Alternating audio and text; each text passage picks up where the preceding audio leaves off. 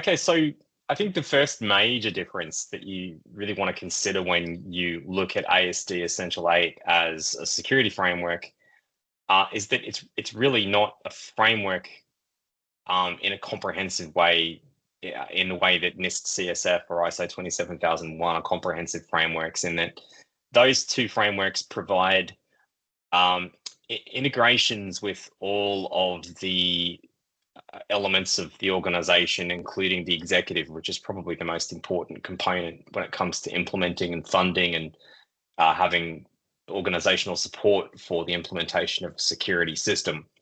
So the ASD Essential 8 is a set of 8 controls.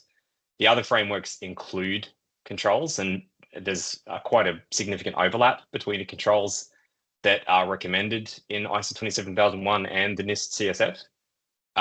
Whereas the ASD Essential 8 is just a set of controls that you implement in your organization as recommended by the Australian Signals Directorate.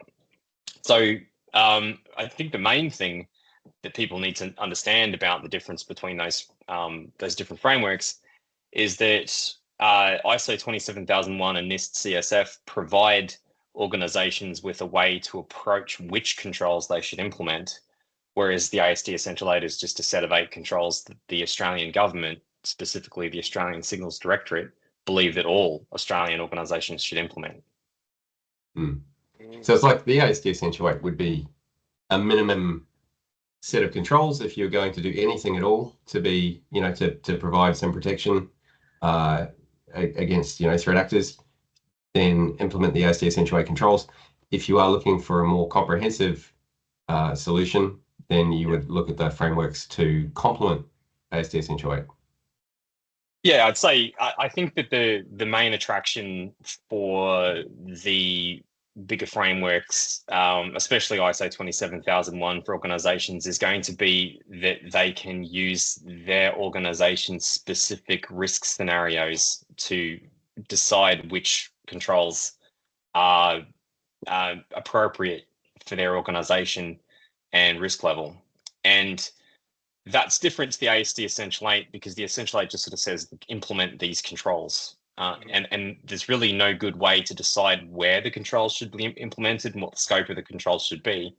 So we often find when we're consulting to organizations that have or are in the process of implementing the ASD Essential 8, that they're finding it very difficult because the control might not be particularly well adapted for a particular use case. And, that really, if you're just implementing the ASD Essential 8, you're in this situation where there's not much latitude for you to decide which control fits where in your organization. Whereas the NIST CSF and ISO 27001 frameworks are essentially risk-based frameworks, and they allow you to go through the process of uncovering, identifying and quantifying the risks that your organization faces, and then deciding which of those ASD Essential 8 controls you should implement. A good example of that would be application control as a security control. It's an exceptionally difficult control to put in place because it's quite invasive compared to what the user experience is without application control in place. And if you're in a situation where you've got a group of users that are working on something where they don't have access to any particularly sensitive data, and the control is, for a variety of different reasons, there could be a number of different reasons why this is the case, but the control might not be appropriate for those users. And so if you're using a risk-based approach, you can look at that group of users and say, well, they are really not in a situation where, a compromise of their endpoint is going to result in a negative impact for the organization. It might be privately owned devices or something along those lines. And so you can elect not to implement the control if you're using a risk-based approach. If you're just slavishly implementing the control, you find yourself in these situations, and we find this when we talk to customers quite frequently, that they're having to implement the control in circumstances where it doesn't really fit. I'm going to ask you in a second about the overlap between the controls in ASD Essential 8 with the other two frameworks, but just to circle back for a second on what you've just mentioned about the risk-based approach for NIST Cybersecurity Framework and ISO 27001, that implies that you go through the process of identifying where your risks are and your compliance against the framework, and you track those non-compliances as risks on a risk register, and then you assess the impact and the likelihood of that risk occurring, giving it a score, and then you, being a risk-based framework, you manage your risks down to the point that they become acceptable risks. Is that essentially how? Yeah. And that's what's important to understand what your organization's risk tolerance is too. If you're operating a lemonade stand, then your risk tolerance is probably quite high. But if you're operating a defense agency, your risk tolerance is going to be very low. So when you're uncovering risks through the operation of your security management system, you're really going to be identifying risks over time and classifying them, and then identifying controls that can be used to reduce those risks.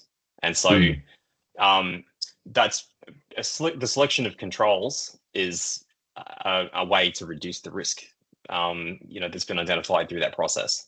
And that's probably something that most organizations that don't have some type of formalized cybersecurity management system of any kind really don't have a grip on, and that is understanding, articulating, and processing their own risks. And so frameworks like the ASD Essential Eight are just there for organizations that really don't have the capability or funding to establish a managed security solution that allows them to identify risks over time. And it just says, okay, let's take these 8 controls and implement them, and that will be the base standard that we will use to ensure that we're at least doing something about security.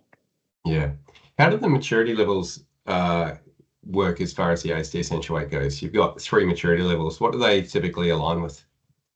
It's like it's an adversary-oriented framework, and really all that means is that you're selecting your maturity level based on the type of adversary that your organization is likely to face. So the maturity levels are really about the adversary more than they are about your organization, but the security controls have to be adapted to the particular adversary level that you're trying to mitigate. So if you're aiming for level 1, you might be an organization that doesn't really process much personally identifiable information. There's not much risk of threat actor activity disrupting your operations because they're so simple, for example, and you really just want to implement the basic level of control. The adversaries at that level are usually quite unskilled. They're not really, they're more kind of select their targets based on opportunity, and they tend to be use well understood tools that the cybersecurity industry has a very good handle on. Level 2 maturity threat actors tend to be a lot more targeted and have a higher level of ability. So this is where kind of ransomware crews and other threat actors that have, or what we would call advanced persistent threat actors begin to operate, and they'll have, repeated sets of procedures that they use, and we'll identify those and mitigate them with a higher level of control. But they are, significantly more capable adversary than you see at level 1. And then at level 3, you're really looking at your nation state level threat actors. So very high level of preparedness, obviously, to mitigate threat actors at that level. So yeah, when you're going through the process of deciding what maturity level you're going to try to aim for as an organization, you're really looking at your own organization and saying, who are my potential adversaries in cyberspace? So what are we typically seeing for like a school or a local council or a mid-tier organization? What sort of maturity level would they typically be wanting to target? 1, 2, or 3, or somewhere in the middle?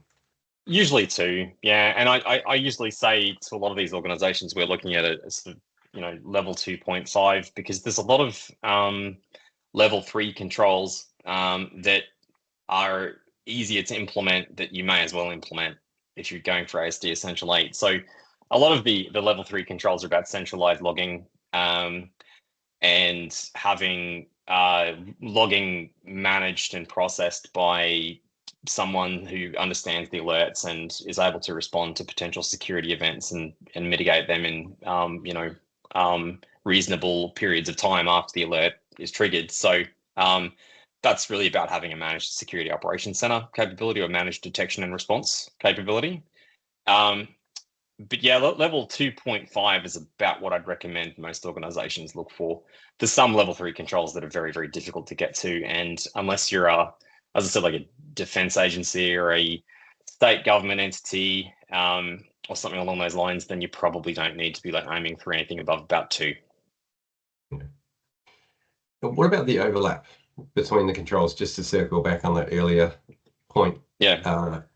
Is there alignment between the ASD Essential 8 controls and the NIST Cybersecurity Framework and ISO 27001, or are they sort of independent? Yeah, there's almost complete overlap. But the main thing we need to keep in mind is that when you're implementing your controls based on ISO 27001, you don't actually need, like, there's an Annex A control set, which is a list of security controls that you might implement as in response to your risks. And then there's a full description of those controls in an addendum document called ISO 27002. But there's nothing to stop you from selecting your own controls and designing your own controls and documenting how they work as part of your ISO compliance process. So for the most part, though, those controls that are in the ISO 27001 Annex A have complete overlap. I believe every single one of the ASD Essential 8 controls is represented in Annex A. Having said that, there's a lot of other controls that Proaxiom believes are almost as important as the ASD Essential 8, and there's a few notable absences of controls from the ASD Essential 8. What do you think they are? Well, in my experience, the biggest one would be network segmentation. So that one's, really, really important, and it's usually the first control that we recommend. So when we consult to customers in an assessment format, and they're not really interested in going directly towards a security compliance framework like NIST CSF or ISO 27001, and they just want to get a lot of bang for their buck in terms of control implementations, we'll make recommendations around the ASD Essential 8. We'll pick an appropriate maturity level and go through those controls. But we also go through a list of controls that are beyond the ASD Essential 8 that actually come from the cyber risk insurance world. And those are really good controls because insurers have arguably nearly as much skin in the game as the customer themselves when it comes to how the disposition of the customer's security is implemented. So one of the first things they ask for is network segmentation and evidence of network segmentation. So this means that you've got a centralized firewall of some kind, and you've got rules that govern how printers and phones and things like that can talk to each other on the network. And that is probably the major control that we see from cyber risk insurers. The other thing is that if you ever see a bulletin in threat intelligence from one of the major threat intelligence research organizations like Cisco Talos or Unit 42 from Palo Alto, they typically have a blanket set of recommendations that they make to mitigate whatever this particular threat is. And it's almost invariable that it will include a recommendation that the network is appropriately segmented. So the other reason why this comes up so often is that when we're talking to customers and we assess their organization, they very often have a very large flat network. And the networks that we see attacked most frequently are the ones that are large and flat and very easy to move around. It makes the job of the adversary so much more difficult if you can't get to some of the vulnerable systems. It's very difficult for you to attack a system if you can't even see it. So I think network segmentation is probably one of the most important controls, and I'm surprised it's not on the ASD Essential 8. I'd have slotted it ahead of some of the other controls if I was devising that framework, I think.